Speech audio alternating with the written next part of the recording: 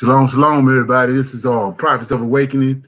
This is our Wednesday class, and it's also it's our 9th episode of an uncomfortable conversation with a non-Messianic Hebrew Israelite, and we're going to be dealing with it's been long awaited the ties of Christianity has with Buddhism. You know, it's a lot of people that don't really know the a lot of people don't know the significance of that, but Christianity comes out of Buddhism, and I'm gonna connect all those dots tonight. So with that being said, I'm gonna start out with a like we normally do with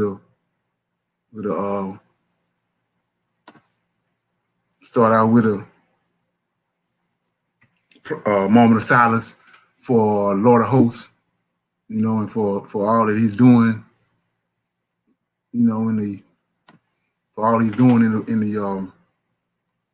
earth pertaining to our deliverance from our prophesied deliverance from the land of our oppressors. So with that being said, we're gonna do this moment of silence and then prayer. Again, go into this episode 9. O Lord, I pray unto the Lord my God. We make our confessions, O Lord, the great and dreadful God, keeping covenant and mercy to them that love thee, and them that keep thy commandments.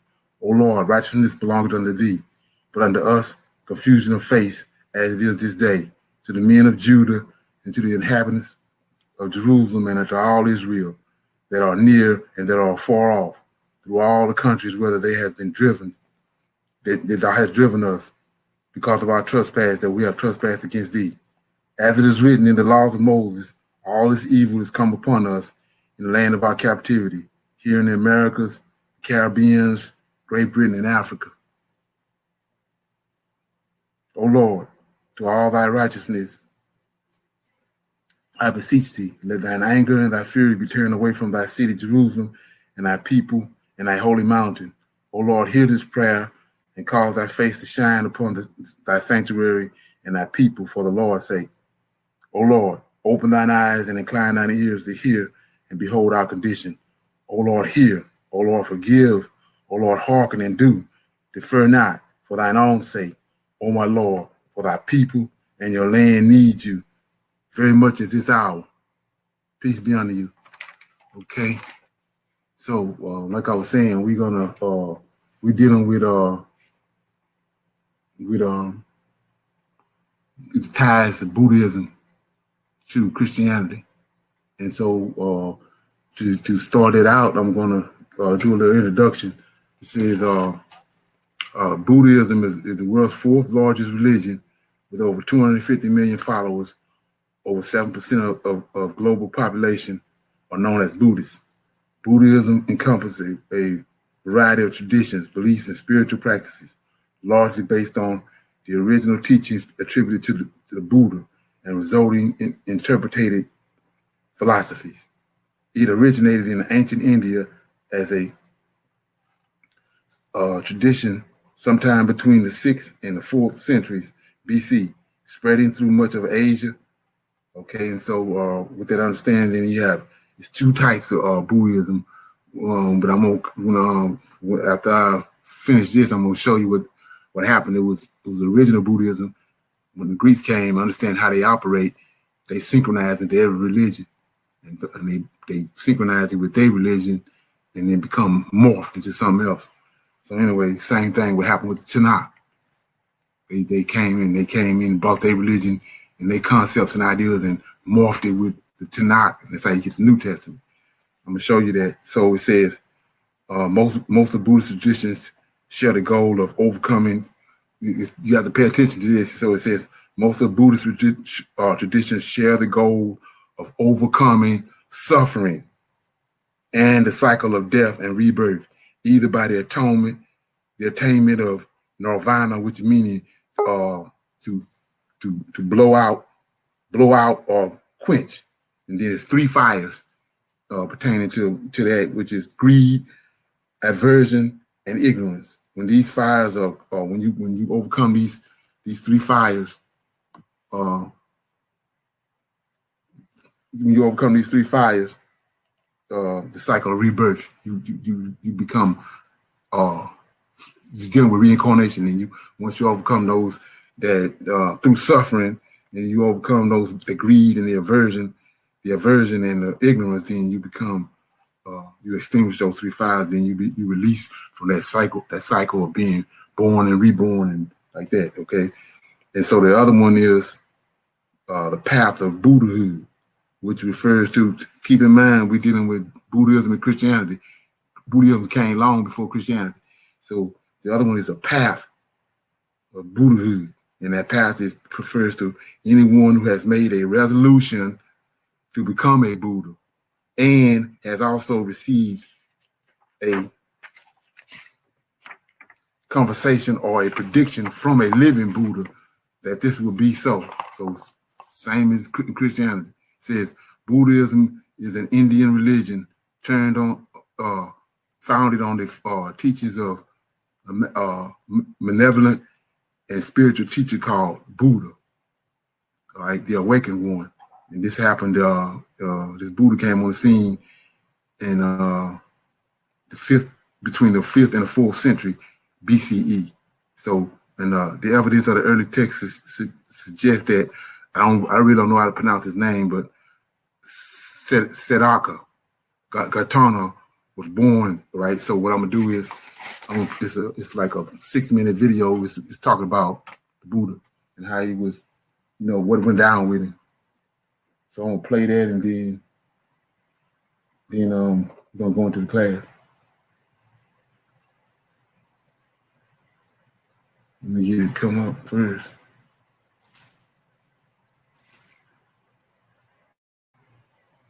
Okay.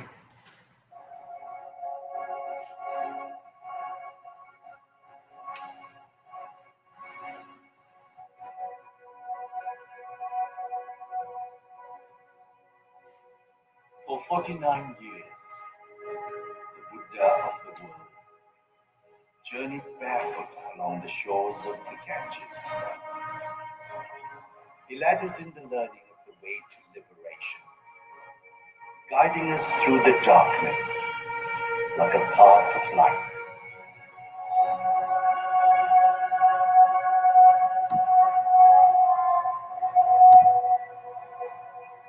The Buddha was born a prince of the Sakya clan and was named Siddhartha.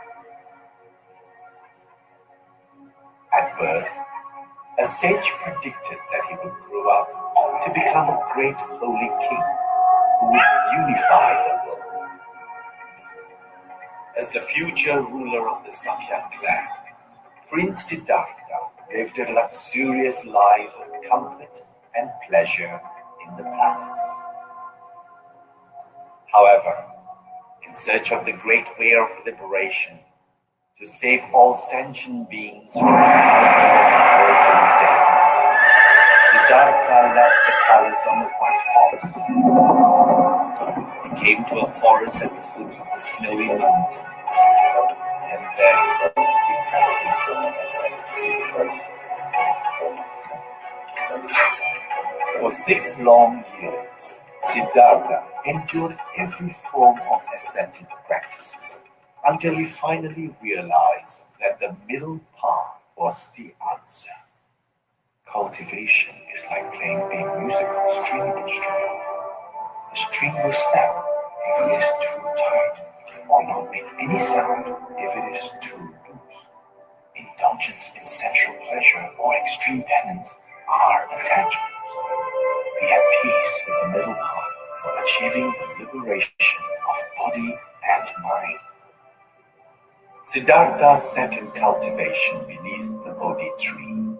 Alone, he confronted the tortuous assailants from Mara's evil hordes.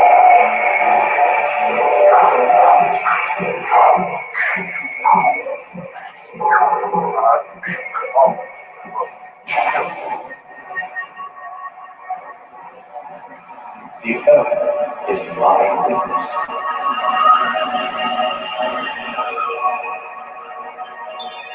At that instant, Siddhartha was in complete tranquility and perfect countenance. He was enlightened and he became the Buddha. Strange indeed, all sentient beings exist with a Buddha nature, but it is suppressed by vexation and delusion. I wish to be humble. I am not enslaved by fame and wealth. I have come to spread the Dharma, to free all sentient beings from the sea of samsara. Your Majesty, as a king, you should love your people as your own children. A king should not oppress the people. Life should be valued equally, as nothing is more honorable than life itself. Whatever the hierarchy, every person has an inner self that can shine forth.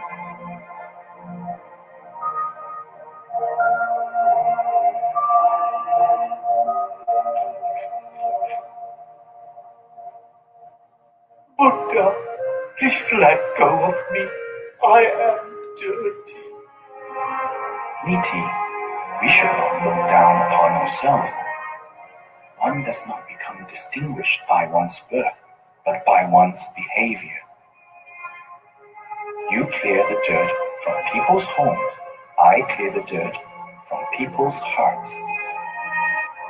Hence, you and I are the same. Please rise.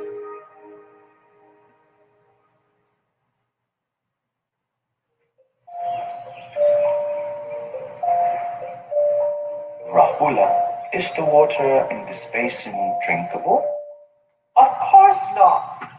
You are just like the water in this basin, essentially clean, but as you persistently tell lies, you become tainted. See how he quoting all these parables and quoting all these wise sayings?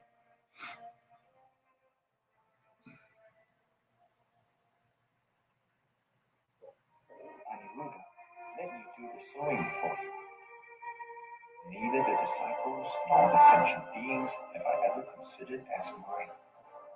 I am but just a member of the Sangha.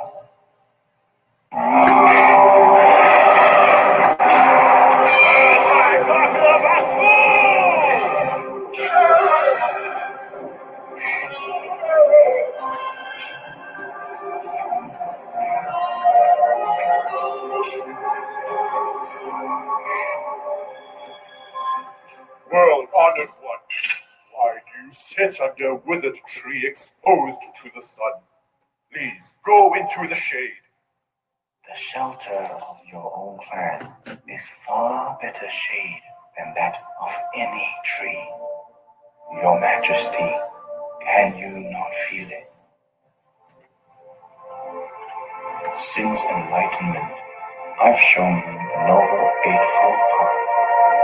Right understanding, right thought, right speech, right action, right livelihood, right effort, right mindfulness, and right concentration.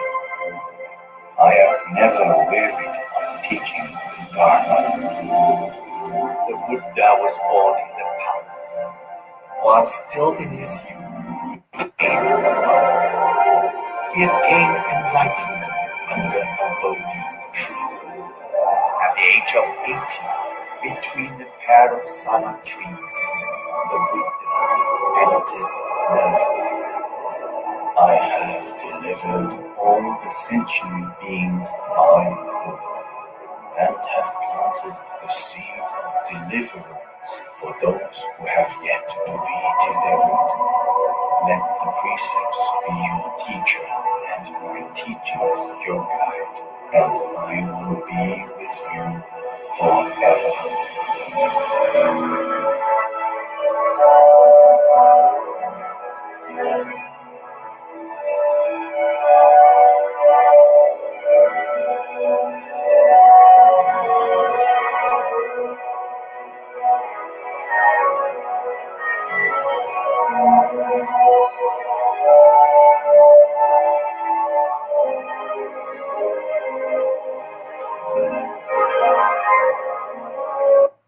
Okay, so what we just watched was they was telling you about how this dude, son Sadaka, he was a prince in this wealthy city, in this wealthy kingdom, and his father was over in India, and his father kept him inside the house all the time. So he decided to go out one day. His daddy didn't want him to see, sickness and sin and all that. And finally, one time he went out and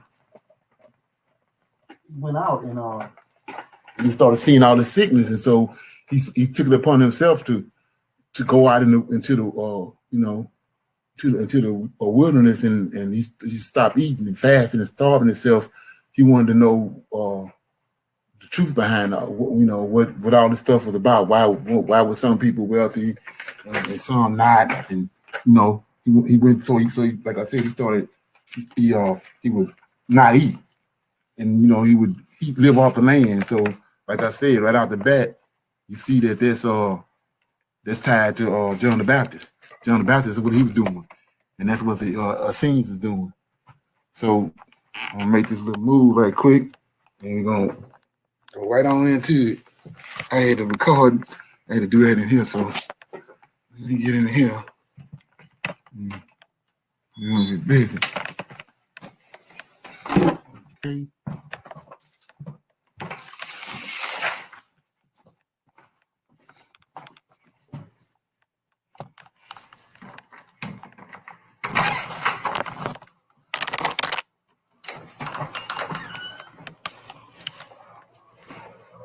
Yeah, so like I was saying before, when I first started playing the video, that it's two Buddhism now.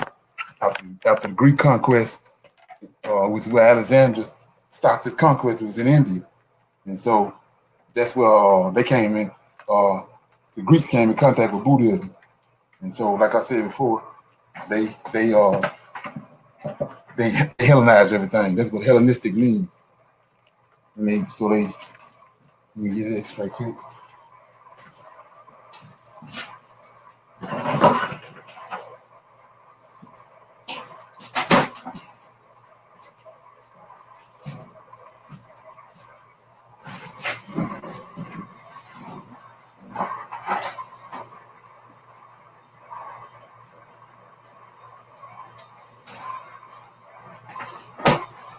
Okay.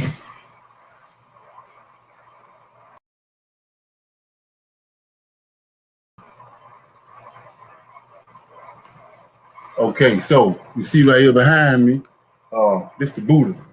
This the Buddha that was there when the Greeks got there. This the Buddhism, and like I said, notice his features. You got the woolly hair, the little kinky hair. You got dark skin, and just for anybody that want to do the research, this the guy that right here. This the Buddha. This the one that went out and he became the Buddha. That's how you spell it right there. You're gonna do the research. As his name said, Sadaka, whatever I can't really pronounce it, but he's the one that went out and so after the Greeks came, then you had another version of Buddhism right here. I'm gonna get this show it to you.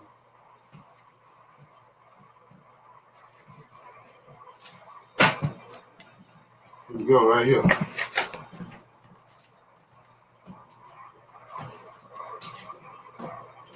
So that's right here. This the original Buddha. Like I said, look at how he look in his countenance. And then you go to the one now. You got this the original Buddhism. Now they got another Buddhism called Mahayana Buddhism. Right here. It's Manya. This, see, that's a white man. So, but this the original Buddha they had went for thousands and thousands of years before the Greeks came on the scene, showed up on the world scene. Then now you got this, but you also have this too. So you say, well, what you talking about? Let me show you something else. So that's what they call Hellenistic. Give you one more, show you what I'm talking about. Okay.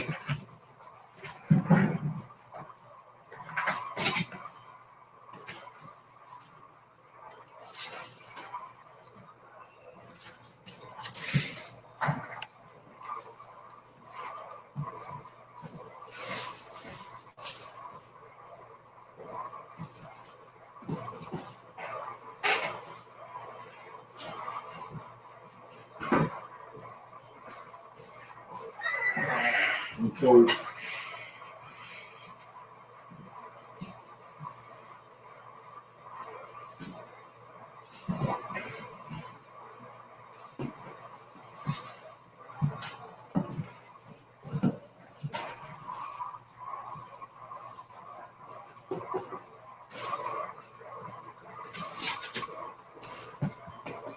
okay.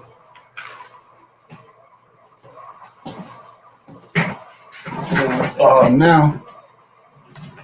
now we got this right here. We deal with Christianity. We started out in the Old Testament.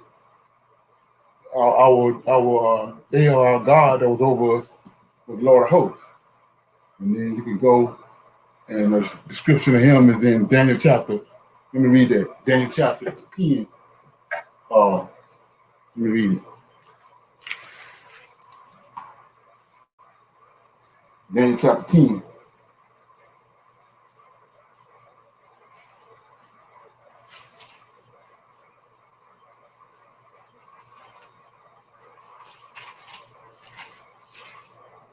This is what this Daniel describing. So it says, Daniel chapter 10, in verse 4. In the 4th and 20th day of the first month, as I was by the side of the great river, which is Hiddekel, I lifted up mine eyes and looked, and behold, a certain man, clothed in linen, whose loins were girded about with fine gold and upas, his body also like beryl, and his face as appearance of lightning, and his eyes as lamps of fire, and his arms and his feet like the color of polished brass. So that's a bronze color. And a voice of his words like the voice of a multitude. So that's him right here. It's the Lord of Hosts right here. And so then we see right here in Revelation. Go to Revelation right quick.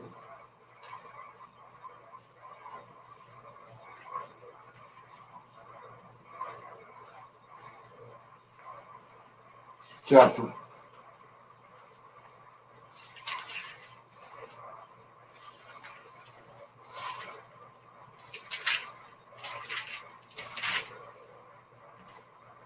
Go to Revelation chapter 1, starting at verse 12. It says, and I turned. I want you to check this out. It says, and I turned to see the voice of that spake with me, and being turned, I saw 7 golden candlesticks, and in the midst of the 7 golden candlesticks, one like unto the Son of Man, clothed with a garment down to his feet, and girded about the paths with a golden girdle in his head. Look at this. This is the image they give us right here.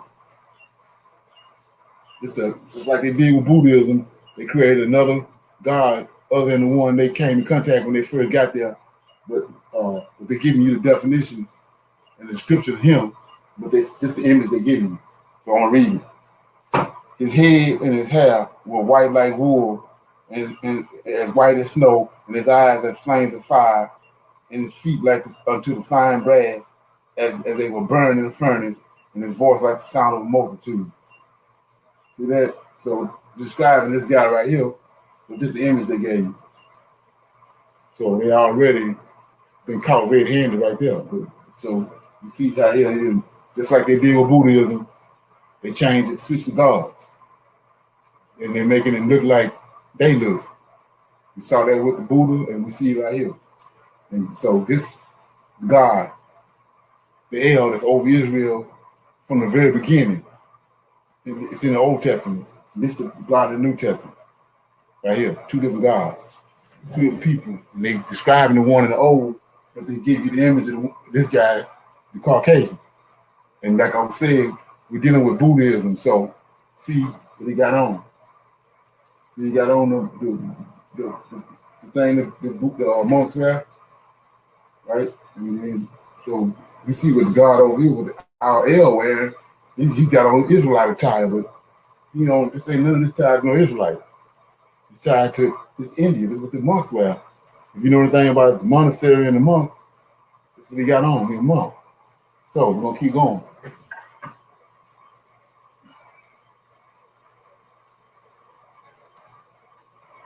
Okay.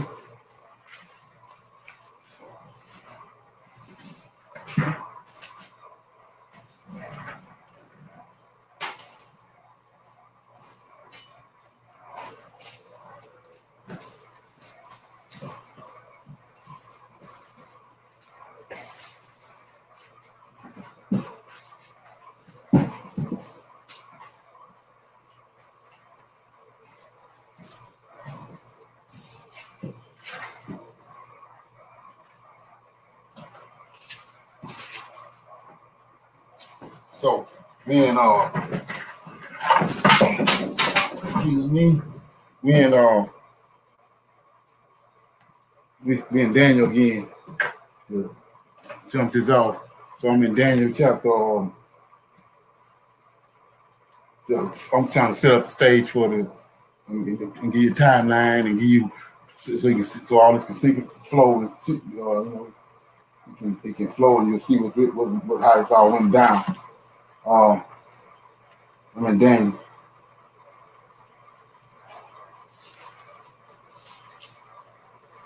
So in Daniel chapter 8, Daniel had a vision of a ram and an eagle. And it was and Gabriel was sent to him. Daniel 8, 1 through 15 was the vision. And then in Daniel chapter 8, verse 15, Gabriel comes to give Daniel the understanding of it. So when you understand what's going on, the vision is for something in the future. And the angel had to come and give him the understanding of it, and then he prophesies it, and then it has come to pass. So we in Daniel chapter 8, verse 15, and it came to pass when I had seen the vision and sought for the meaning. Then behold, there stood before me as the appearance of a man, and I heard a man's voice between the banks of the Uriah, which called and said, Gabriel, make this man to understand the vision. So he came near where I stood, and when he came, I was afraid, and I fell upon my face. But he said unto me, understand, son of man, for the time of the end shall be the vision. Now as I was speaking with him, as he was speaking with me, I was in deep sleep on my face toward the ground, but he touched me and set me upright, and he said, behold, I will make thee know what shall be in the last end of indignation, for the time appointed, the end shall be. The ram which thou sawest having two horns are the kings of the Medes and Persians, and the rough goat is the king of the Grecians, and the great horn that is between his eyes is the first king. Now that being broken, whereas four stood up before it, 4 kingdoms shall stand up out of that nation, but not in his power. And in the latter times of their kingdom, when the transgressors are come to a full, the king of fierce countenance and understanding dark sentences shall stand up, and his power shall be mighty, but not by his own power. He shall destroy wonderfully. He shall prosper, practice, and shall destroy the mighty and the holy people.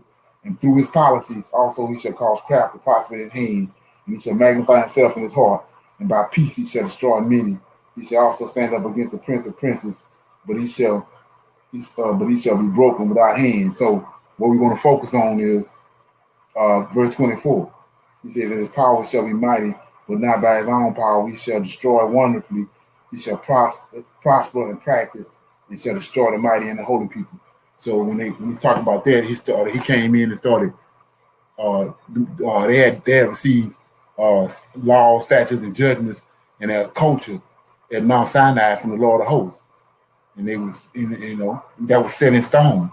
So this guy came, and these Greeks came, and they started changing all that and tampering with it and twisting it. Like I was saying before, it's in their nature. They comes in and they got a thing called Hellenization.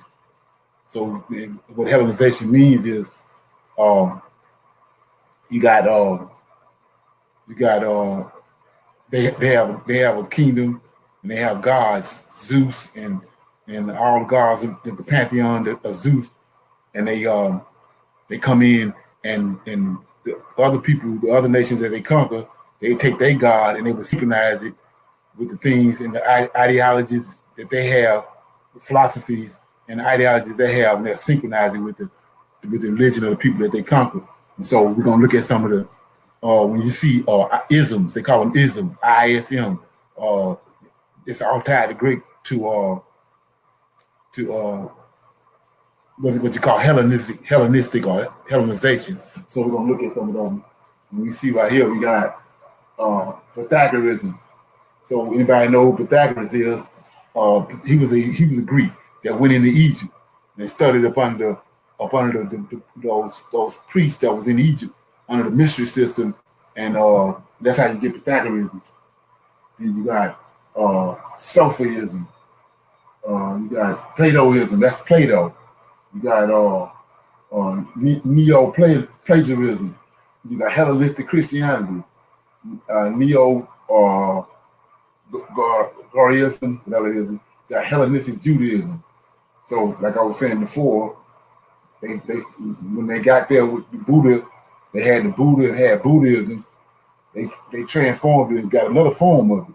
What we see right here, you got Judaism. You had Judaism, which came about from Jews, from the Edomites, when they stole the land in 143 BC. So the Greeks came, they Hellenized that. You got Hellenistic Judaism, and then you have down here you got Hellenistic Christianity. Christianity was they created Christianity, but then not only did they created Christianity, they Hellenized it. So the thing I want to focus on to shine a light on who Jesus Christ is, because a Christian is a follower of Christ, just like we just read with the Buddha. A Buddhist is a person that follows the Buddha, and it says that the Buddha has to proclaim to them that they have arrived. That's how they become a Buddhist. You have to show up to them, and do something to inform them that they're on the right path. That's how they become a Buddhist. So, but I want to focus on this right here, Stoicism right here, Stoicism, and I want to focus on Cynicism. What that is these two right here was going on long before Christianity came on the scene. All this stuff here is coming off of Buddhism. It's coming off Buddhism. So all this we'll be looking at right here was being practiced and on the scene before Christianity came. So, and I put this up here right here just to show you that we did this on one of our episodes, and these are 16 crucified saviors. They came on. Jesus, the last one right here. So all these right here, they were born and resurrected deities, gods, dying and resurrecting God saviors. So you see Buddha one of them right here. So Buddha one of them. So it's a big difference between. It's a whole lot of time that passed between Buddha and Jesus. When Jesus came on the scene, so he's the last one. And so my objective is tonight to show you how that all Jesus is he was synchronized from the Buddha. So we're gonna move a little forward. We're gonna go a little further.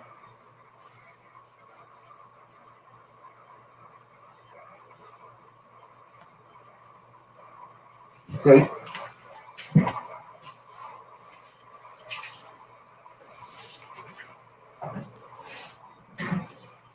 I'm gonna deal with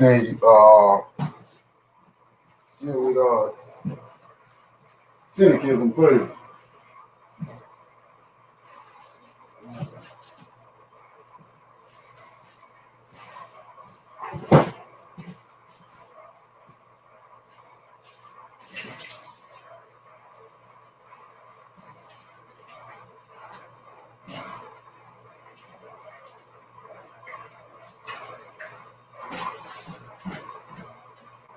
Okay.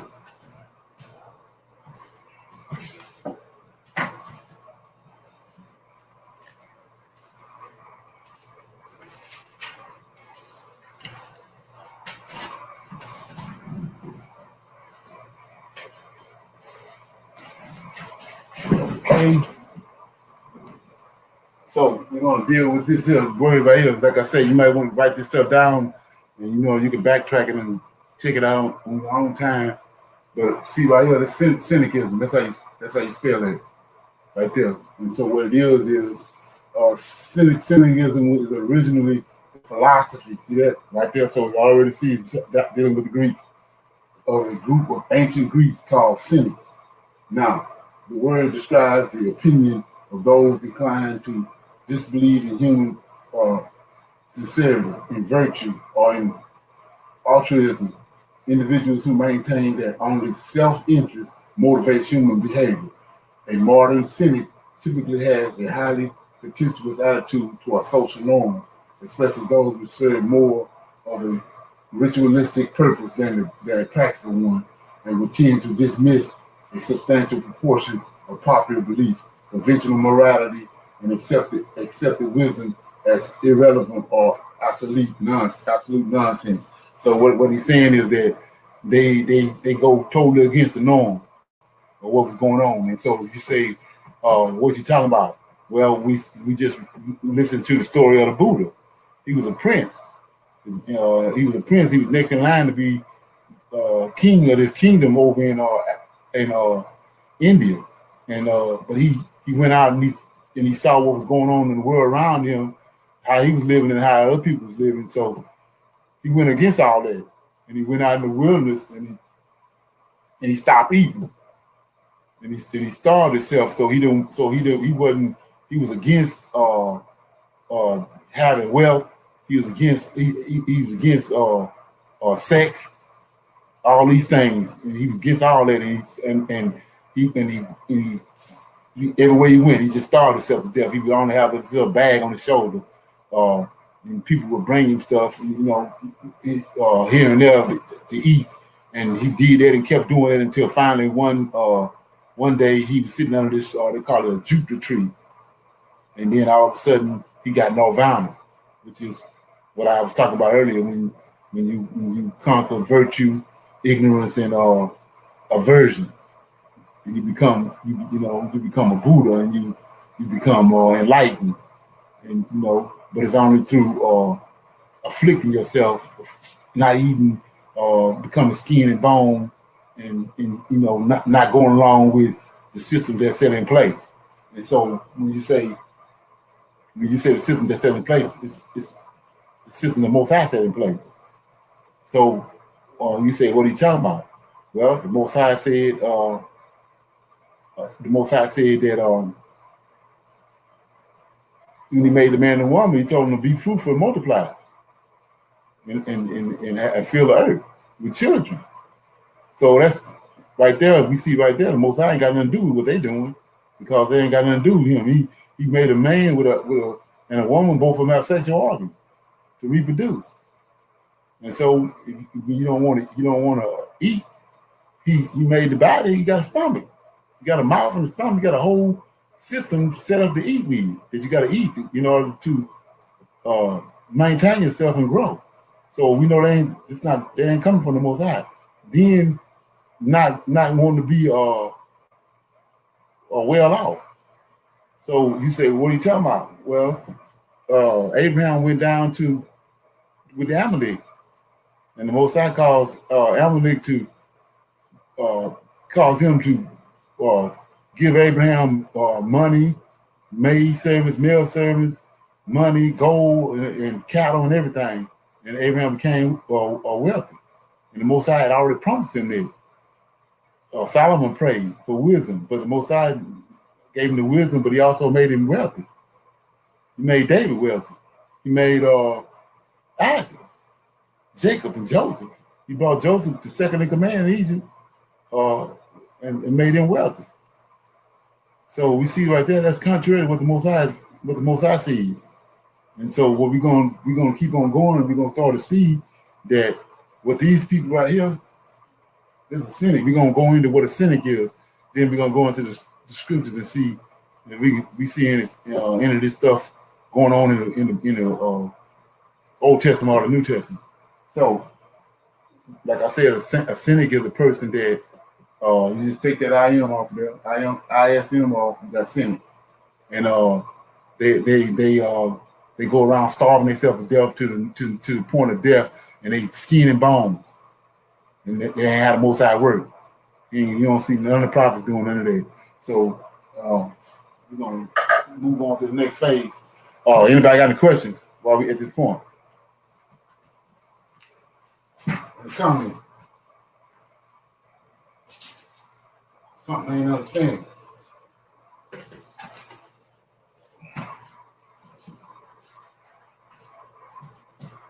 Okay.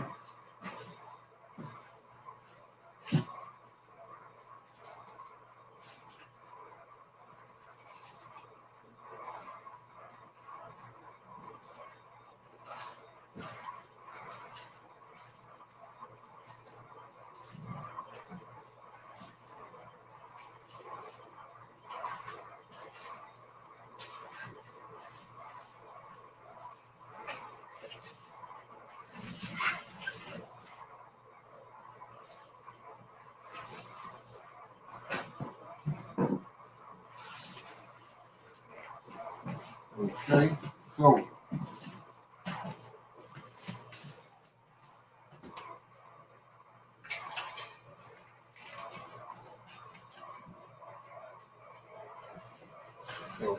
so like I was saying before, anybody got any questions so far? Comments? Okay, so this guy right here is Diocletian, I can't say his name, that Drogenin, whatever, but he's the father of cynicism. He's the one that started all of it. And so what you say, what is he doing? So now, like I said, you gotta understand that this I'm gonna show you in a minute through images that when this came into existence, and it came in existence before Christianity. It's tied to Christianity. So there he is right here. See what he's doing? This the Greek civilization. This the the witty. This the wealthy aristocrat women. You see the party and all the building and all that. But he's wealthy too, just like Sandaka was with the Buddha. But he refused to deal with all that. He don't want to deal with none of that. See, so he living in a battle. And keep in mind, he got the little lamp with him. You got to keep that in mind. So he got the little lamp with him. But see where he living at? Like I say, nobody knows nothing about none of this in history. They're not connected to dots. But see, he living in a battle. That's what he's known for. He rather be a hermit. So like I was saying before, go to John the Baptist. When they bring him on the scene, what he doing? And go to what the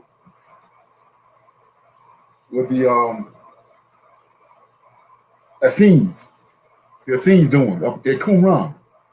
See, so like I said, when once the dots start being connected for you, you start to see that they ain't just come out the blue and went out in the wilderness and went to and lived in caves in the Dead Sea on the Dead Sea. It was a system in place, and it was a process that had been taking place from the time these Greeks had got to India, and it was this Buddhism and what they right here. So see him in battle. You don't want to deal with the women, the ladies. You don't want to deal with them. You don't want to deal with them. You don't want to deal with the culture. None of that. This, like I said, this the father of it, right here. So he ain't going. So you say, well, what you talking about? We're gonna go in. We're gonna go a little further. So we're gonna go a little further.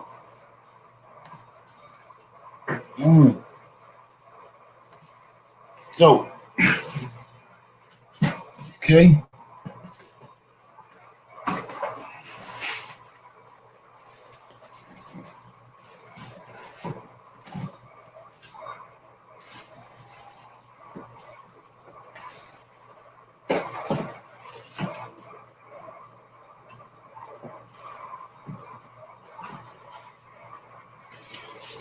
Okay.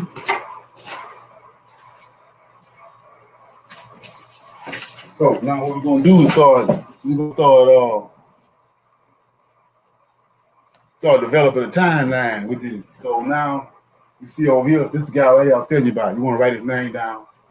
It's Diogenes. It's Diogenes, and he's from Sinope, Sinope. So anyway, so now this is the cynic's characteristic. It says defy all. That means you ain't going along with nothing. You don't want to go along with nothing that's been set in place. You don't want to go along with nature or nothing that's been set in place. So it says defy all. Conventionally live in a tube. See, there he is, living in a tube. See the dogs drowning? These dogs will come into play too. So it says live as a bomb, pretty much. Live as a bomb. Cynics actually mean dog. See that? So live like a dog. See that? That's what the dogs come in. I showed you the little light that he holding in his hand. So anyway, so it says cynics actually means dog, which was a nickname given to him by Plato. So Plato, they both of them, Plato a Greek philosopher, this guy, a Greek philosopher named Diogenes, and Plato says he called him a dog because of the way his ideologies and the concepts, the way how he lived. And then it says when Plato defined man as a hairless dog, Diogenes tossed in a plucked chicken and said, here's Plato's man. So like I was saying before, these supposed to be the people. When you hear these names, these were the elite thinkers at the time of the Greeks ruled the world when they was Hellenized and everything. And so, like I said before, what you have to understand is they taking this. It's like 250 people following Alexander everywhere he go, and every time they conquer a country, they cut these people here with these mindsets, just like Christianity all over America. This here, Cynic and Stoicism was all over Greeks. So they would come in and synchronize this ideology, philosophy with the culture that's at hand. And so, like I was saying to you, once we start getting into this, you're going to see the timeline in it. It's beyond a shadow of a doubt. Because a lot of people are going to try to back their way out of this and say that, all this stuff came about, it branched off of, Christianity came, and then Christianity, this stuff branched off of Christianity, the original Christianity. But here we go right here. That's Alexander the Great. Right here. They go to Diogenes in the barrel. See that? So it says, consider that each man should adhere to an ascetic life. So ascetic life means everything Jesus said about when the young rich man came to him and asked him, what should I do to attain the kingdom of heaven? He told him that right here. Become ascetic. So he told him to give everything up you have and give it to the poor. That's what this dude doing right here. So to develop the timeline, this Alexander, this at Diogenes, right? So you say, why are you saying that? Okay, well, Alexander, let's go to the Bible. We're gonna tie it to the Bible. Okay, so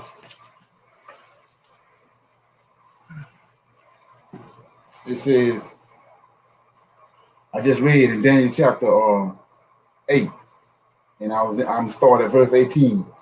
So it says, and as I was speaking as he was speaking with me, Gabriel talking to Daniel, speaking with me, I was in a deep sleep on my face toward the ground, but he touched me and set me upright, and he said, behold, I will make thee know what shall be in the last end of indignation, for the time appointed the end shall be.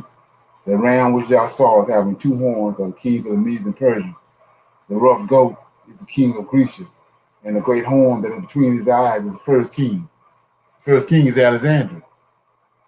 So that means that if he came in contact with Diogenes, it had to be before this. It had to be before this.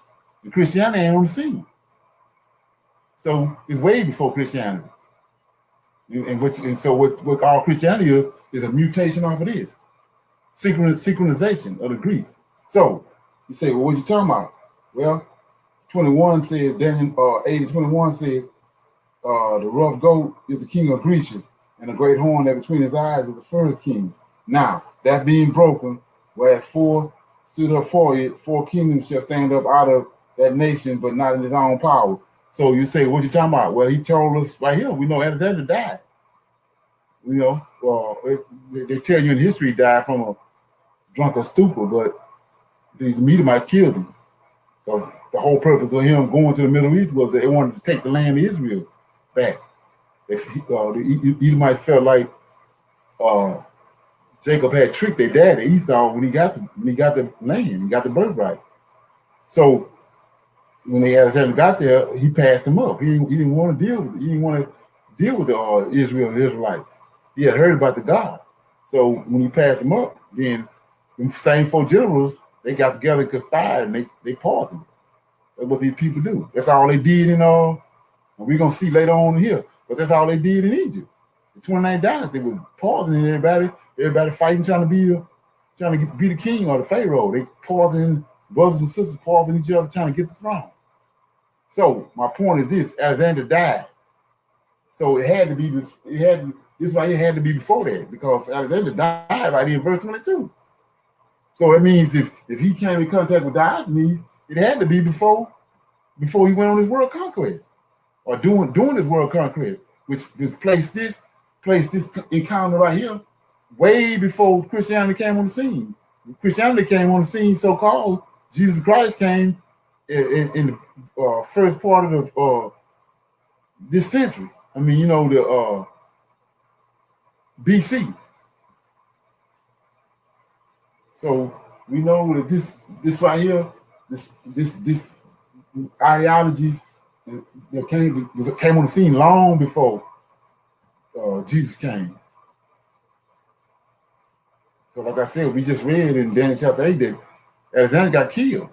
So if he got killed, he had to come across this dude right here before he got killed.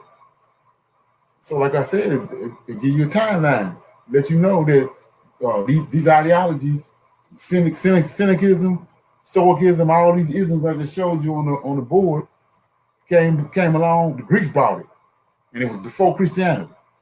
And we also know the Greeks synchronized every religion they come in contact with their religion, with their ideologies, with their philosophies. Okay, so we're gonna go a little further.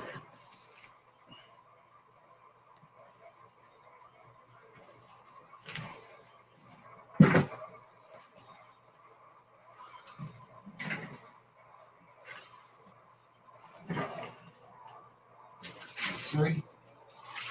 Anybody ain't got no questions? Comments?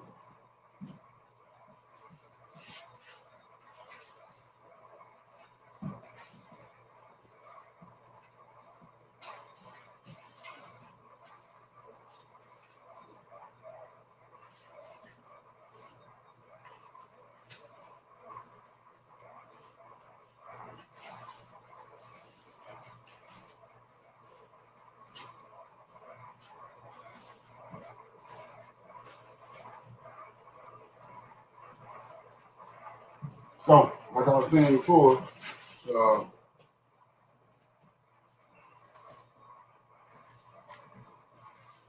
like I say, it do you some good to go back behind me, and do your own research. I'm just shining the light on it. So, with that being said, right here. So this is a larger picture of what I just showed you. That's Alexander, right there. See him? He got his full gear on and all that. And he come across Diogenes. And there you go inside the barrel. And then here go Diogenes right here. He's the one behind. He's the father of it.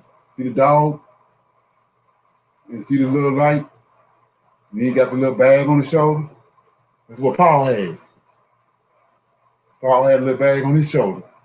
See that? That's all he got. He got that little, he either rejected or creation, Most High creation. He don't want to deal with the Most High creation.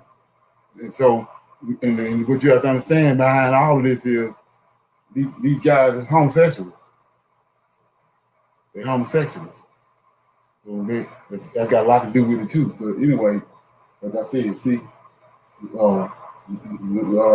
Alexander and all this glory standing up there, he don't want to deal with him. Gave him a hand. See that? You can totally continue with that little battle right there.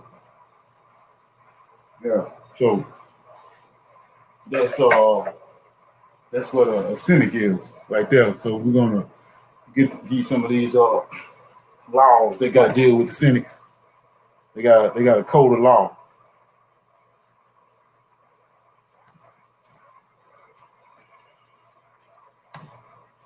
Okay.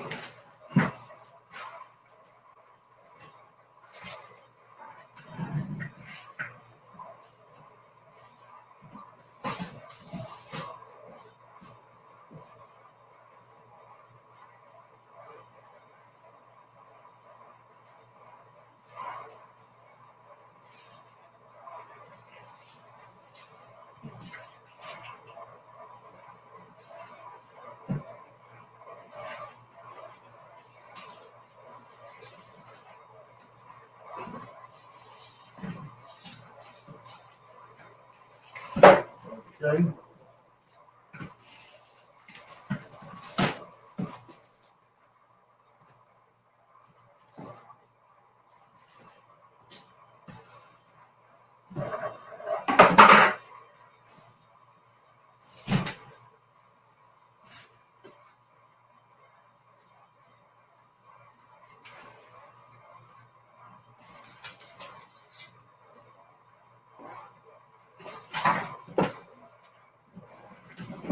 Okay. All right. So, as I was saying before, we're gonna make it plain. See that? Say cynicism and casual Christianity. So you see how what these people doing is morphing, it's slowly morphing into Christianity. See the little light, little bag, got the dogs following me, and then here we go right here. Like I said, we probably saw this stuff and didn't understand what's going on with it, but here go Diogenes again right here. Alexander, see how they got this on stone in the museum. See that? Right, so here goes Diogenes with the bag right here.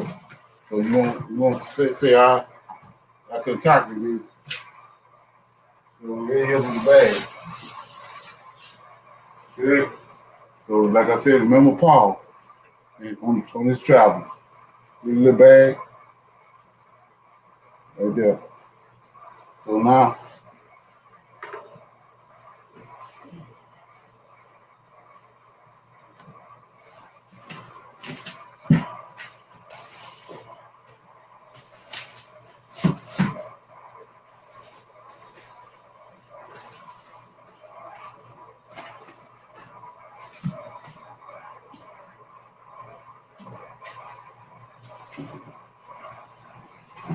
okay, so here goes some of the laws. It says there are things in this. I'm on from the wrong thing. Sorry about that.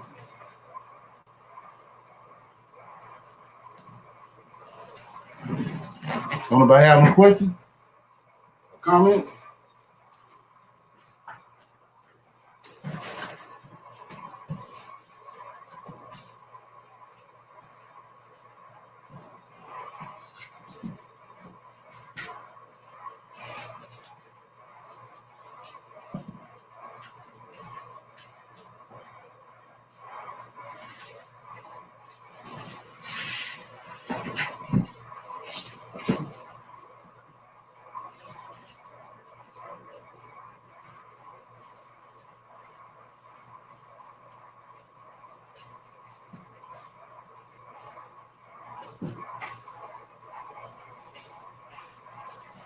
Okay, so what I did was I showed you I gave you a definition of what cynicism was and the ideology behind it. So now what I'm gonna do is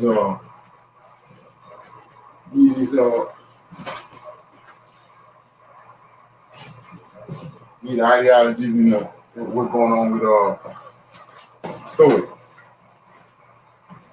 So here we go right here. So see that word right here, the Stoic.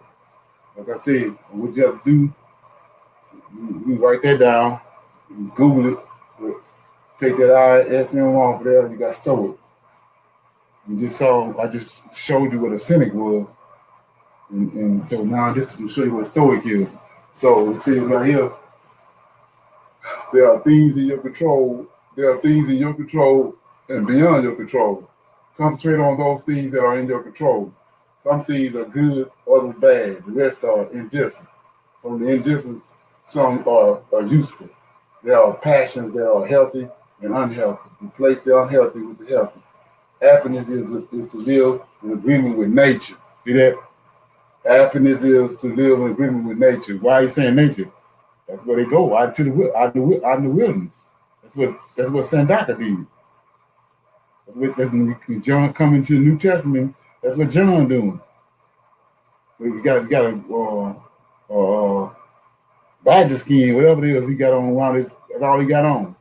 And he eating crickets and grasshoppers. Ain't got nothing to do with the prophets in the Old Testament. It's tied to this right here. So it says, to achieve that within yourself, you must seek wisdom. Not Yahweh, not the angels, but seek wisdom. To achieve that with society, you must seek justice. To achieve that with the world, you must seek courage and temperament. To live by those virtues is the only true good. To live without them is the only true vice. Everything else may have value, but it's not important for living a good life. So that's the Stoic creed.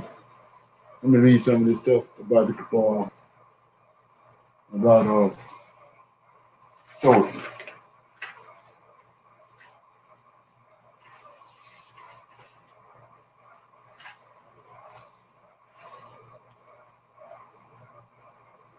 Okay.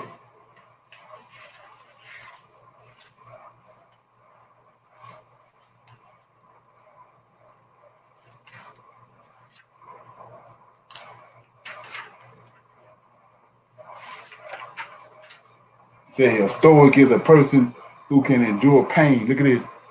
A Stoic is a person that can endure pain or hardship without showing their feelings or complaining. Go to the crucifixion, right? It says a Stoic is a member of a philosophy founded by Zeno of Chetham about 300 BC, holding that the wise man should be free from passion, unmoved by joy or grief, and submissive to natural law, indifferent to pleasure or pain. Stoicism has been a major school of philosophy for about 300 years when Paul arrived in Athens. So looking at, like I showed you, we got a timeline right here. So before Paul showed up on the scene, Stoicism had already been existing for 300 years. So when you understand, when you're dealing with the Greeks, ain't no way in hell that Stoicism, you can't find it in New Testament because they synchronize everything. But you can't see it because you don't know nothing about it. And so that's why I'm shining a light on it. So he says, being Stoic is being calm and almost without emotion. Go back to the crucifixion. When you're a Stoic, you don't show what you're feeling, and you also accept whatever is happening. The noun Stoic is a person who's not very emotional. So they'll have no emotion. They done blocked all that out when it comes to being a Stoic. So you say most of us know about Constantine and how that Constantine brought he raised Christianity up to the status where it's at now. When he accepted it, he brought it, made it the religion of the Roman Empire. When he made Holy Rome, he changed the Roman Empire from the Roman Empire to the Holy Roman Empire, and he used Christianity as his number one religion. Well, long before that, there was a guy called Marcus Aurelius. Let me show you who he is.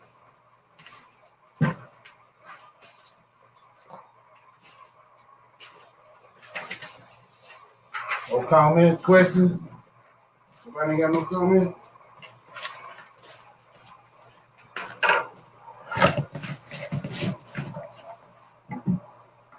Okay.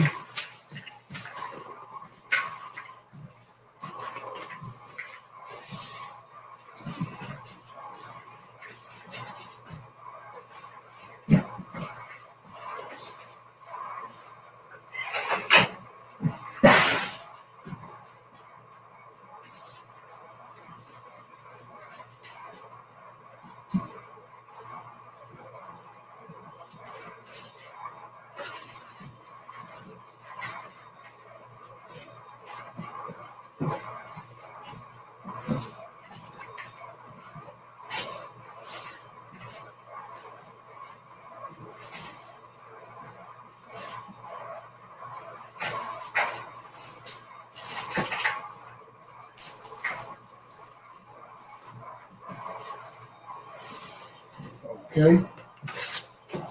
Here we go.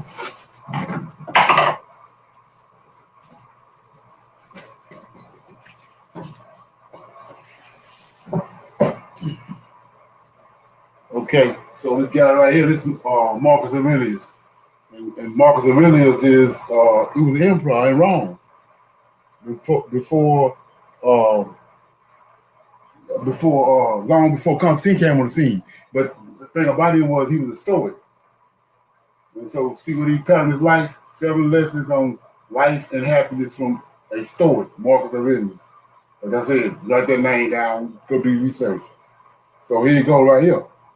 We just saw that Gabriel told Daniel that King of Fish, that the he-goat was coming, and the first king of the he-goat was Alexander.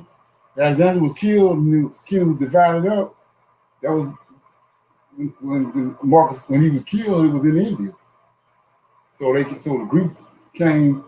He had a whole contingent of people following him. They all ended up stagnated right there in India, dealing with Buddhism. Christianity ain't nowhere on the scene. So they go to Buddha right there. I showed you who Buddha was a while ago. They go Marcus Aurelius. So he ain't no such thing as Christianity. So he a Stoic. It's tied to Buddhism. And when you understand how when something morph or transform, you can't Christianity. This can't transform out of Christianity when Christianity ain't there. Christianity had to come out of this. So see that Stoicism. See that? Take the ISM off of that, you got Stoic. Buddhism. Take the ISM off of that, you got the Buddha. So these Stoic and Buddhism came long before Christianity. When you put these two together, now you start to see Christianity come on the scene. And this is a JFAC. This is a Gentile, so we know y'all ain't got a damn thing to do with it. So this is a Greek. So you see, Marcus Aurelius is tied to the Buddha, because there's no such thing as a Christian, because they ain't concocted it yet. You know, and like I said before, this guy right here was the emperor. This long before Constantine came. Constantine ain't doing nothing new. So, let me read some stuff on Marcus Aurelius right quick.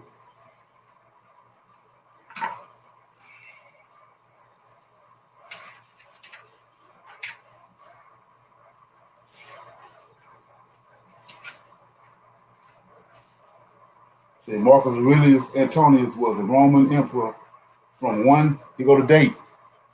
This is how you connect, you want to connect the dates. Marcus Aurelius Antonius was a Roman emperor from 161 to 180 and a Stoic philosopher. He was the last of the rulers known as the 5 good emperors, the last emperor of the Pax Romana, an age of relative peace and stability for the Roman Empire. He ruled with his brother Lucius Venus until 169. Lucius died in 169. He received the throne from his adopted father, Antonius Pius. So let's look at this, because there's a lot of information underlying in this. So we know that Augustus Caesar was adopted. He wasn't his real daddy. When we see right here, this dude Marcus Aurelius was adopted, and even his when you understand who the Roman emperors was, this during the time of Hadrian. Hadrian, the one built the wall, the wall all the way around in the farther reaches of the Roman Empire, the Hadrian Wall. So Hadrian, the guy that followed Hadrian was adopted. So it's something going on. So you know what it is. These guys homosexuals. They ain't privy to be with no woman. So they adopted these boys, and they doing what they do with them, and then they bring them in as it's like they what they call them playboy, whatever, play toy. So anyway, we see the same thing. We see the same thing going on with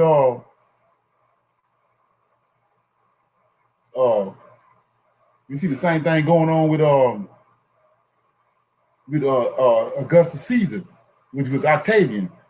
Julius Caesar adopted Octavian, and then he had a son. He had a real son from his loins from Cleopatra called Caesarion, and so when he got killed, but all of a sudden the Senate Octavian took it upon himself to go and kill Cleopatra and Mark Antony, you know. But like I'm saying, we see a pattern right here. All these Caesars got adopted sons. You know, we see that's unnatural. You would have a son to take your place, but all of them having adopted sons. Let me answer this question. Then I'm gonna come back to this on Marcus Aurelius. So, question is, I thought Christianity came out of Buddhism, out of Judaism. Yeah, but it's not Judaism it's not tied to Christianity, tied to our culture. Judaism is morphed off of when the Edomites stole our land. And so Judaism, like I said, the I am, when you see the ISM, all this coming from Buddhism. It's like strands, you know, like strands from a virus or something. You got different strands, but it all originated from here. They constantly synchronizing. You getting a whole nother ideology as time goes along. To eventually, it was Christianity. When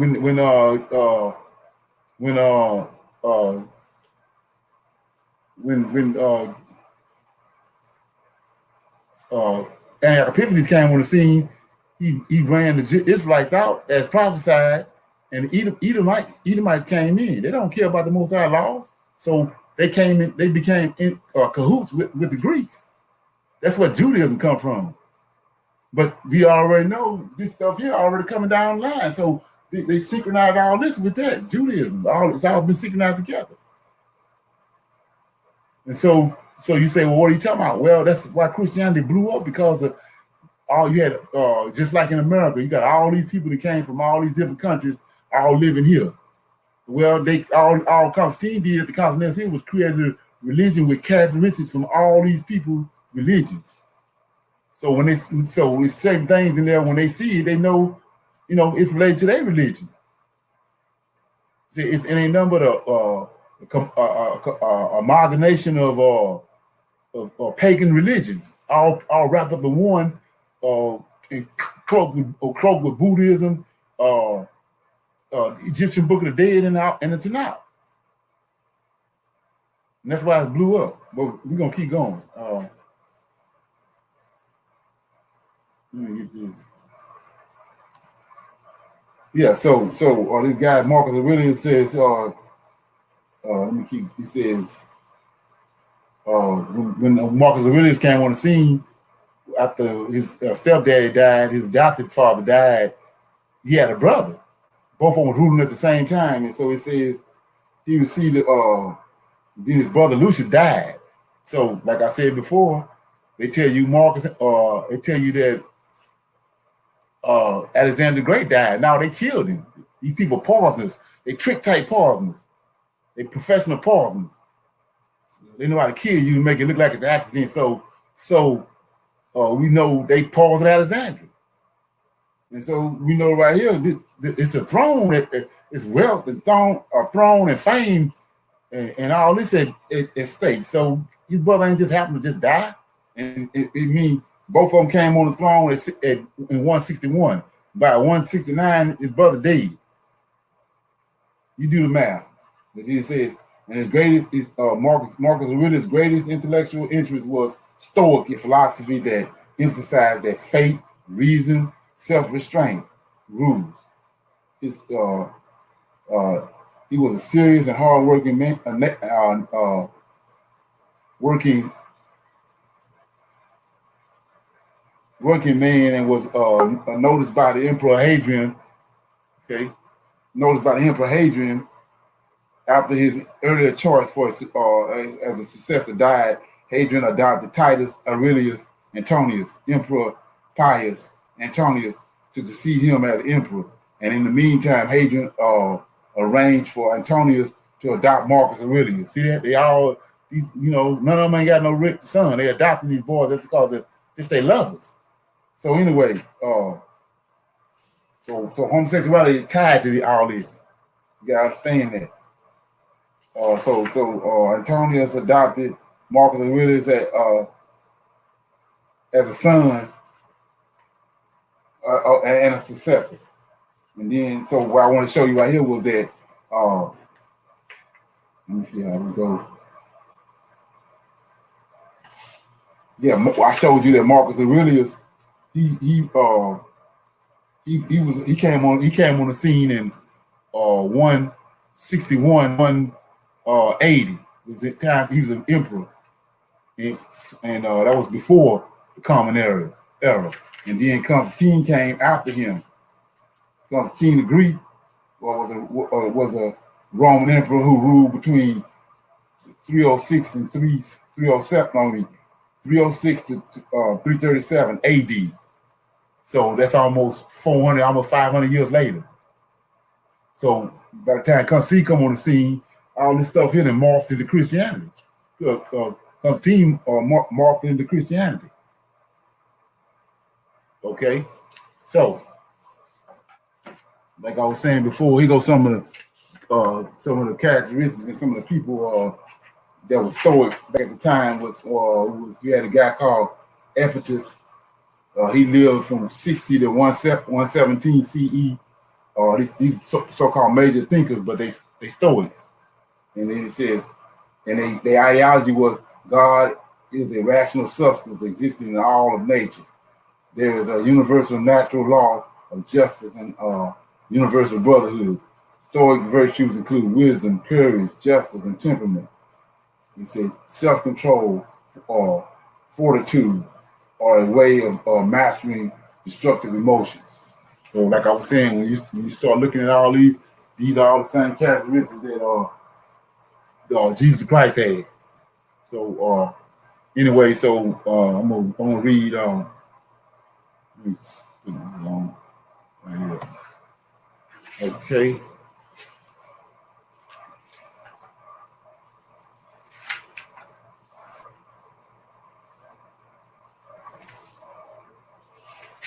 Any question?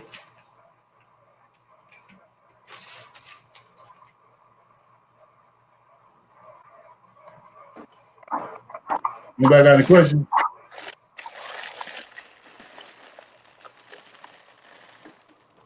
Okay, so I'm at the point now where I'm gonna read this in I think it's the book of Acts where Paul was knocked off his horse, and Paul was told to go to he was told to take him to a street called Straight, and then he's gonna get straightened out from there, and then Jesus tells you that he's the way and the truth and the light, and say only through him you can get to the Father. So you say, where did they come from?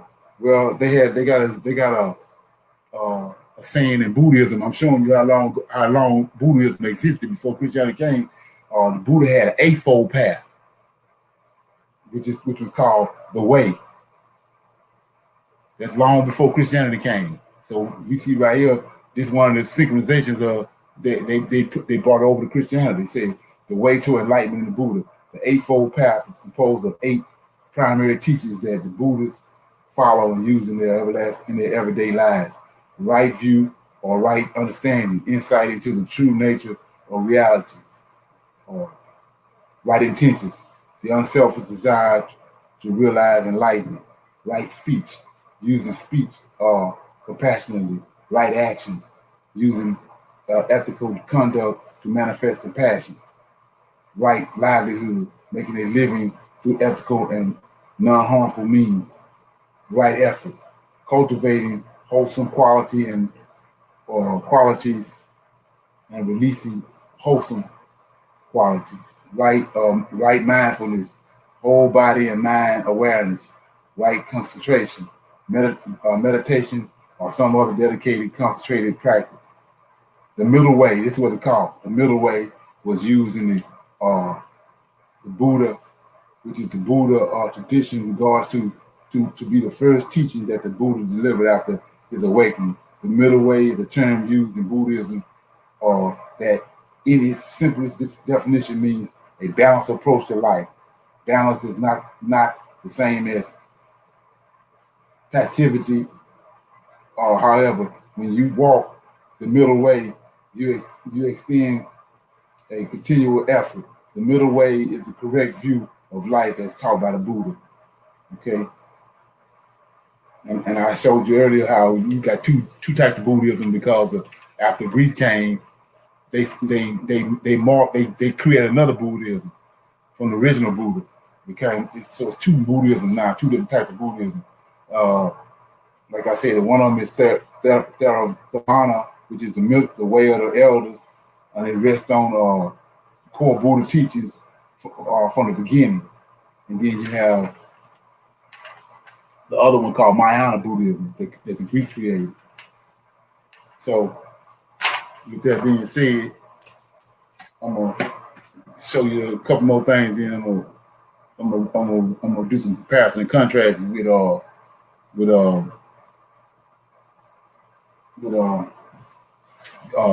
what the Buddha got quotes and Jesus got quotes, and I'm gonna do a comparison and contrast with those quotes.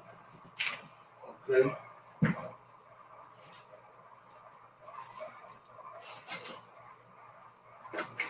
Anybody have any questions or comments?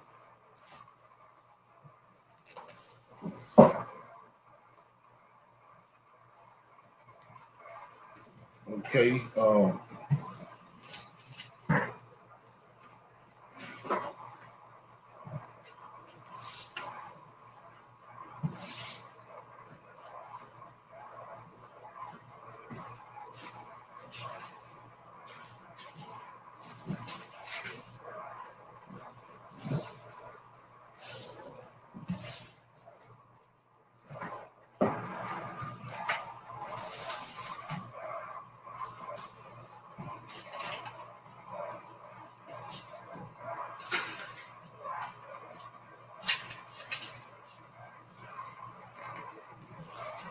Okay.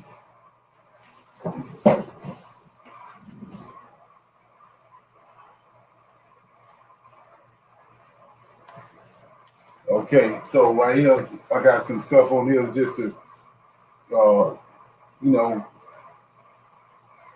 cement everything I've been talking about. It says these are disciplines, Stoic disciplines. It says desire, action, ascent, derived from physics, derived from ethics, derived from logic. So what you see in here is nothing that to do with the creator. Nothing have to do with heaven. Nothing. All this. When you understand who the Greeks are, they come from Cain's descendants, and the Most High cast Cain's descendants away from him. So they don't know nothing about the Most High or bouncing nothing off of what the Most High said. So virtue, courage, temperament, virtue, and justice. Then it says down at the bottom, don't hope that events will turn out the way you want. Welcome events in whichever way they happen. This is the path of peace. And this the guy I told you, I was mentioning those men earlier. This is one of them, Epictetus. And then it says, men exist for the sake of one another. See that? They go to homosexuality. Men exist for the sake of one another. Teach them then, or bear with them. Marcus Aurelius, I just talked to you about him, says, what decides whether a sum of money is good? The money is not going to tell you. It must be the faculty that makes use of such an impression, reasoning, or impressive reasoning. So you see how this all philosophizing. Now how it's like I said before, when you're around somebody that think like this, because nothing is solid, concrete, everything vague, So we come over here and we see same thing. This the guy, Diogenes, I showed you that was hiding in the barrel. And this is Epictetus right here. He says, virtue is only good. Externals are different and may be referred as dispreferred. The ethics necessarily feed into. Then you got psychic, logic, and like I was saying before, none of this stuff it's all about controlling your own destiny and coming up with making your own way. You're not dependent on the Most High, or you're not dealing with no higher being. It's all about everything that you need and that control your destiny is within you. And that's what they're saying when you go to the New Testament, when they say it's a Christ in you, the Christ here, the Christ there. It's a trick with words. But they actually talking about all this here, these ideologies right here that I'm talking about right here. It ain't got nothing to do with what the Israelites talk about and what the angels show our forefathers. It's got to do with this. When you're dealing with the New Testament, this is what it's alluding to right here. Okay? So,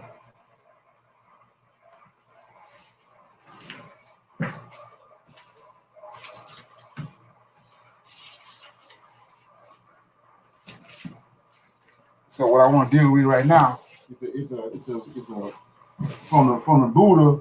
The Buddha had a bunch of prophecies, and the prophecies that he had was tied to what they call betrayal. You want to Google it. Let me get how you spell it.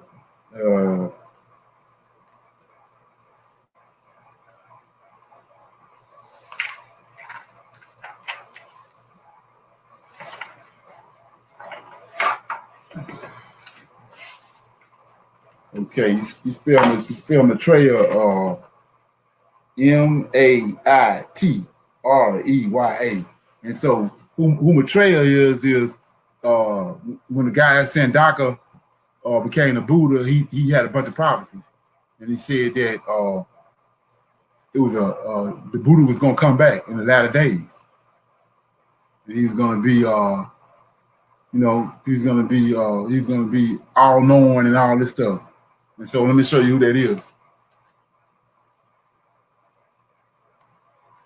So these not prophecies that the angels gave the Israelites. These prophecies that came from out of India, from the Buddha.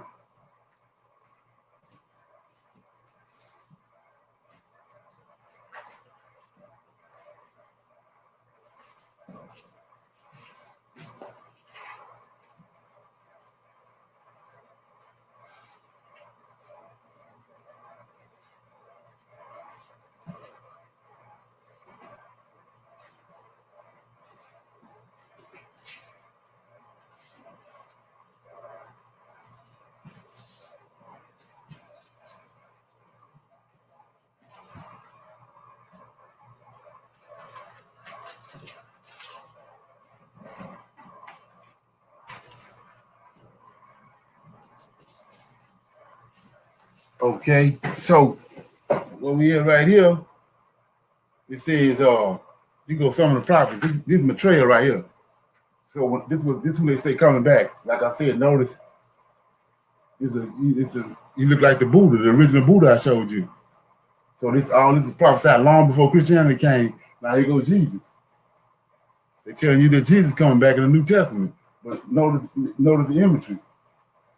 He's sitting, and it's all this, it's countenance, everything, just like the Buddha is. See that? This is Maitreya over here. And so then when they the writers and all that they came at the council, they still understood, they knew about all this. We just now found out about it, but they knew about all this. So this is what they had on the table when they concocted him. Now he coming back in the latter days. So you say, what you talking about? So I was telling you, well, we know that these angels, they got names. And their name means tell you what they're capable of. So it say Michael is he who can create. There's no other angel like him. So what we looking at is somebody behind the scenes that's imitating. So Michael is he who can create. So it's two trees in the garden. You got Samuel in the garden too. Michael the tree of life, Samuel Samuel, which is Satan, Lucifer, he got all kind of names. That dragon, he is he who imitates. He imitates. Every time the Most High, every time he come along, he imitating what he come in contact with. Specifically what the Lord host doing. He come behind and imitate it. He had the Israelites to build a temple. He came behind them and backdoored them and used the Gentiles and the Edomites, and he built the temple. You know, the Most High got a covenant with the Israelites. He came and concocted a covenant with the Gentiles in the New Testament. So you got an imitator, you got a creator, one who can create, but you got one who can imitate. And that's what you have to always be looking for. Like they say, the yin and yang. You gotta every time you come across something, you want to know, is this the real deal, or was it imitated? When you understand what's going on. So I'm gonna show you what this about this material. So this guy, Sandaka, prophesied. He says, at that period, brethren, there will arise in the world an exalted one named Maitreya, fully awakened, abounding in wisdom and goodness, happy with knowledge of words, unsurpassed as a guide to mortals, willing to be led, a teacher of gods and men, exalted one, a Buddha, even as I am now. He by himself will thoroughly know and see, as it were, face to face, this universe with its worlds of spirits in Brahma and in Mara, and its worlds of reclusive and Brahmin. Okay, anyway, so the Buddha prophesied that there was a Buddha coming in the future. Well, let's look at it.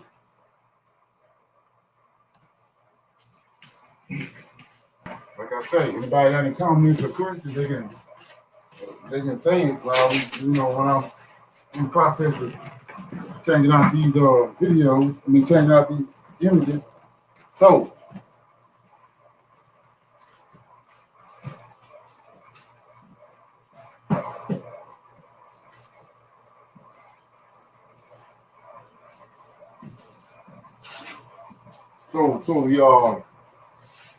the Buddha had prophesied long, hundreds and almost thousands of years ago that another Buddha was coming at the end of the world, right?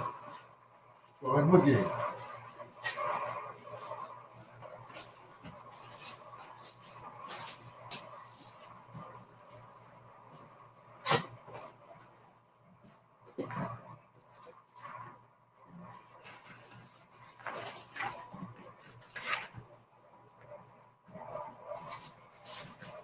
So we back to this right here, so I can make it plain. So see right here, this is Cleopatra and Julius Caesar. Julius Caesar was a god while he lived on earth. They made him a god while he was alive on earth. They made her a goddess, Isis, while she was alive on earth. They had this boy right here, Caesarion, right? Well, the Buddha already made a prophecy that it was one coming after him. So here comes Caesarion, the son of God. His dad and mama are already gods, but he got caught in the pickle, and Augustus Caesar came on the scene, killed him and killed his mama, Mark Antony, and him. But the mama, understanding what was, was a monastery. And it was another Alexandria up in the Himalaya mountains. So this boy come, son of God from out of Egypt, a ruler, 12 years old, but he raised by the Buddha. So he go to Maitreya right here. The Buddha already prophesied. And then at 30 years old, he come back to where he came from. And like I said, now he done did the same thing Sandaka did. When he come in the whole known world, everybody that's in Judea and India and all that, I think he dead. Then he come back. He betrayal. That's why they followed him very well. But like I said, we're gonna look at his ideologies, and we're gonna look at what he was doing and what he was saying. That's why I'm gonna do the comparison and contrast with some of his sayings and some of the Buddha sayings. So let me read one more of these prophecies. Behold, he cometh with the clouds, and every eye shall see him, and they also who pierced him, and all kindred of the earth shall wail because of him. Even so, amen. Clouds means confusion. Anyway, so we see right here the same thing as the Buddha said. They just took it and put it over the New Testament now and put it on Jesus. What the Buddha said. All right, look at this.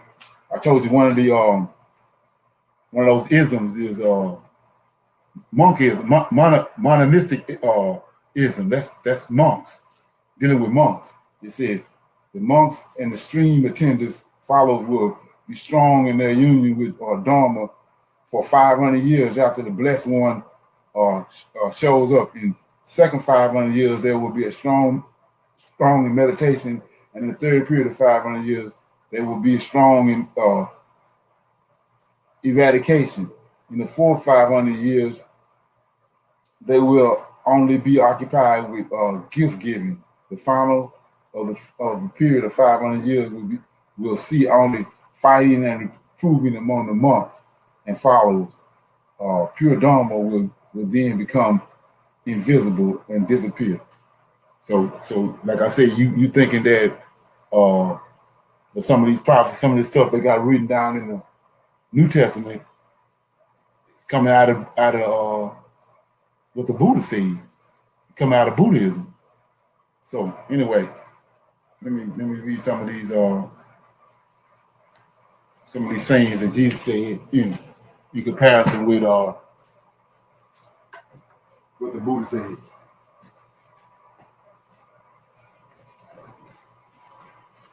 Okay, so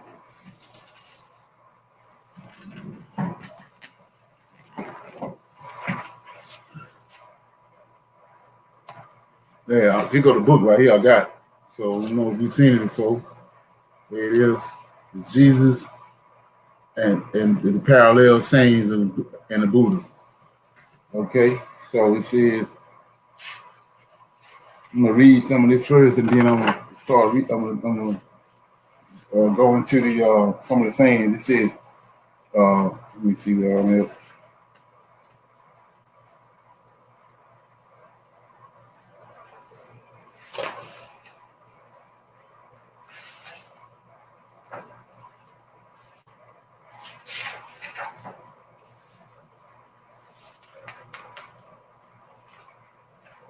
Say, you hold in your hand a remarkable and beautiful book.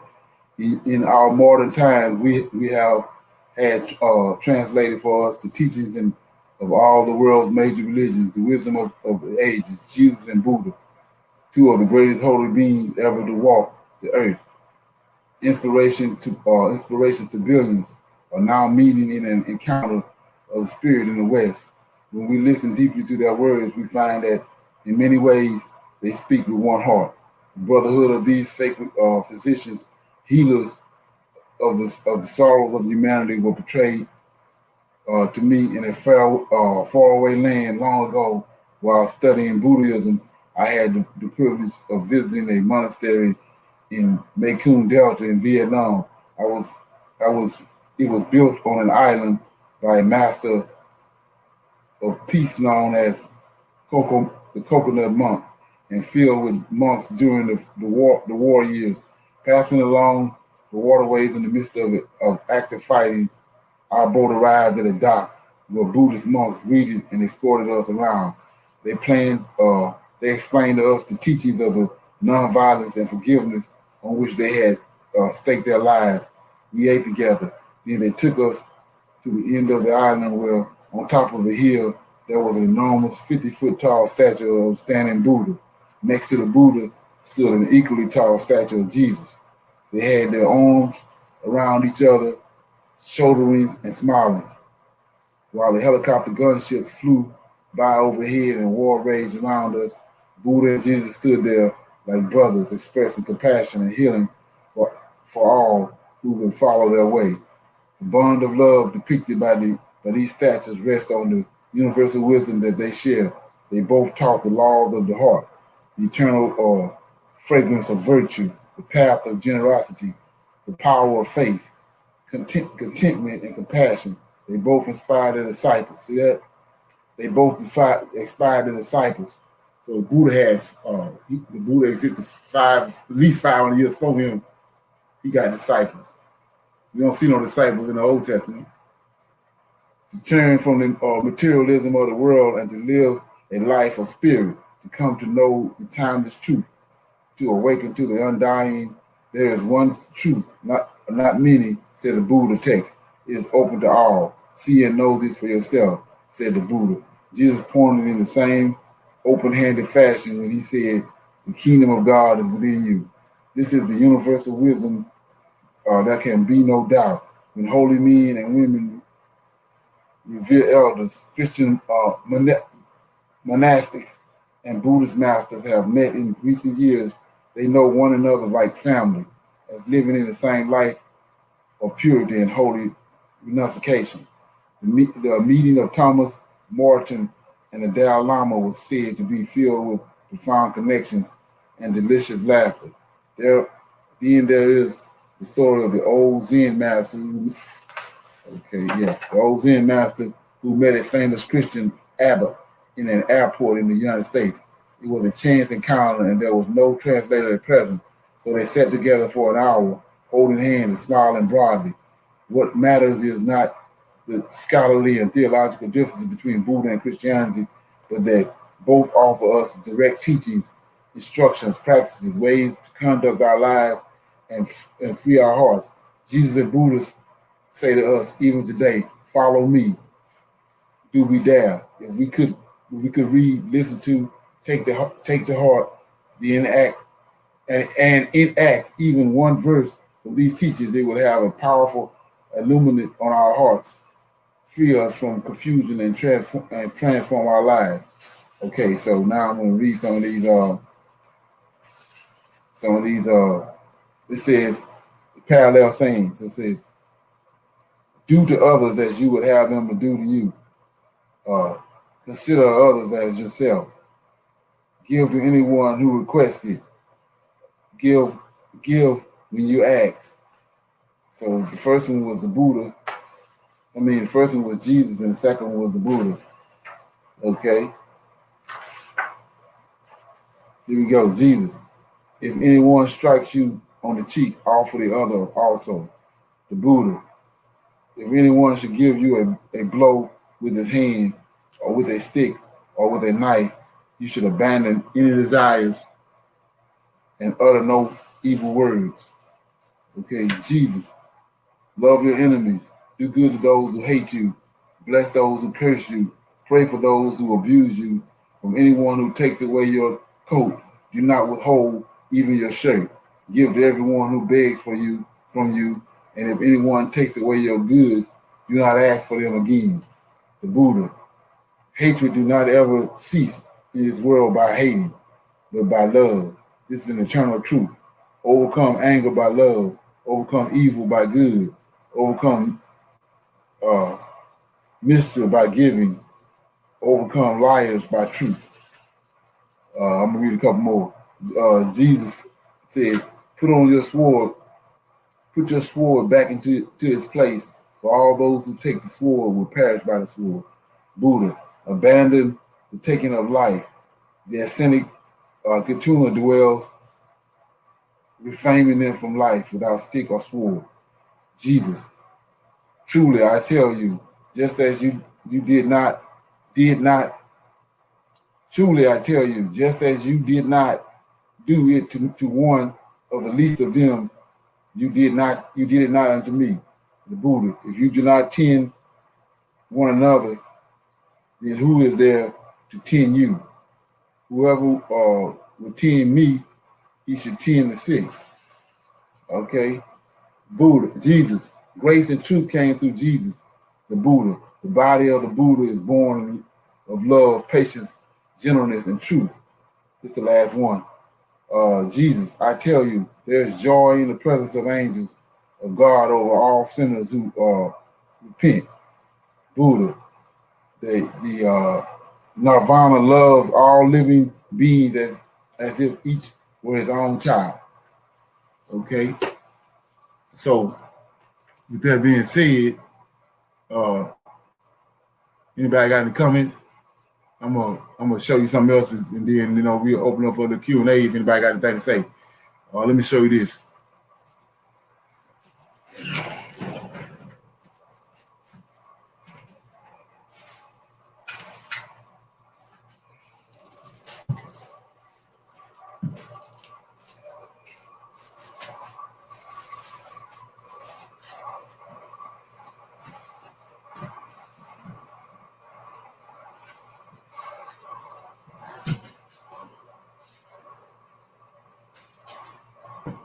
Yeah, I said we went over what a cynic was, and we went over what a stoic was, and all of them they did exactly what the Buddha did. They went out and they stopped eating, and they started dealing with nature, and they they went against the status quo.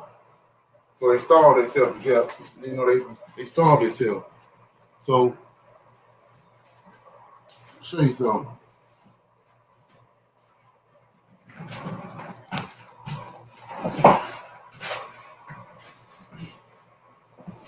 Here we go right here. We're gonna view these images, and then we're gonna go into the Q&A. See that? Now we see why we see these type of pictures. See that? That's the Stoics. That's Jesus. That's Jesus right there. See that? They got nothing to do with the Old Testament. See how he starved? He had 4 years. Look here. Look over here. Stoicism, cynicism. They got nothing to do with this. This straight from Buddhism. See that? See that? See how you look? He starved himself to death. Look here. See that? Okay. So, anybody got any comments or questions? Before I close out.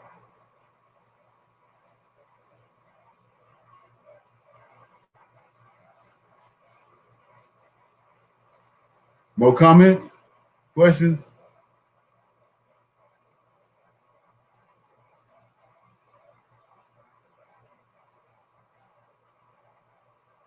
Okay.